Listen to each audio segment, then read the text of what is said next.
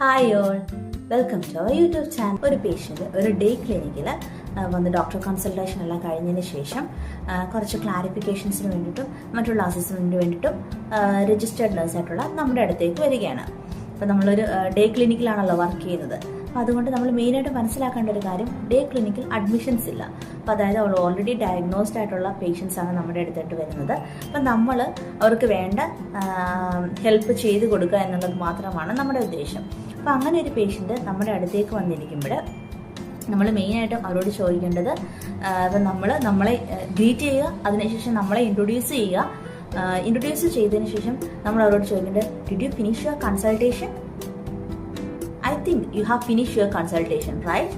അങ്ങനെ വേണമെങ്കിൽ നമുക്ക് അവരോട് ചോദിക്കാം. അവരോട് ചോദിക്കാവുന്ന മറ്റൊരു കാര്യമാണ്, for better clarification could you please state your name, right patient എന്നുള്ള കാര്യമാണ് നമ്മളിവിടെ ഉറപ്പിക്കുന്നത്. Thank you so much.